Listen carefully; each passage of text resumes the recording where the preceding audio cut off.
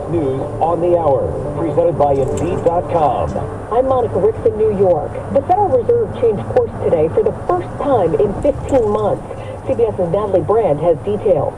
With the price of consumer goods easing, Federal Reserve Chairman Jerome Powell says it's time to hit the pause button on interest rate hikes. Today we decided to leave our policy interest rate unchanged. The Fed boosted a key rate 10 times over the past 15 months with the goal of slowing record-high inflation. A report on Tuesday showed a significant drop to just 4% in May, closer to the Fed's target of 2%. The Fed meets again next month and says at least 2 more rate hikes are expected this year. Attorney General Merrick Garland addressed former President Trump's indictment for the first time today and responded to accusations that the DOJ has been weaponized.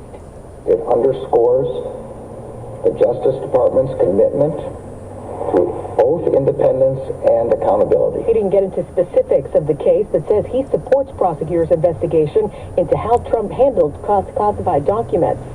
Pennsylvania Governor Josh Shapiro says crews will work 24 hours a day to fix a collapsed section of I-95 in Philly.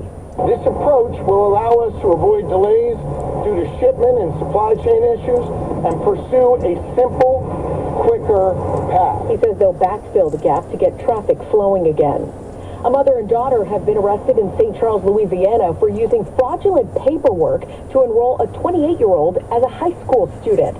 Sheriff Greg Champagne. We have no information that there was any nefarious purpose other than the young woman wanted to become proficient in English and perhaps further her education, which I think we can all be sympathetic with. Starbucks will pay a former manager nearly $26 million. CBS's Matt Piper explains why. In Philly in 2018, a black man waiting for a meeting was not allowed to use the bathroom because he had not bought anything. Oh, it's Matt! Alive! Starbucks wound up closing all of its stores to hold anti-bias training for workers. Shannon Phillips, the regional manager, was fired while the manager of that Starbucks, who was black, kept his job. The jury said that violated her civil rights. An FDA panel set to weigh in on COVID vaccines again soon. CBS's Alexander Tin. Ahead of the new push for boosters this fall and winter, the FDA's vaccine advisors will vote Thursday over a major revision to that so-called bivalent recipe, dumping the original strain of the virus and changing the formulation to only target the XBB variants that have been dominant for months.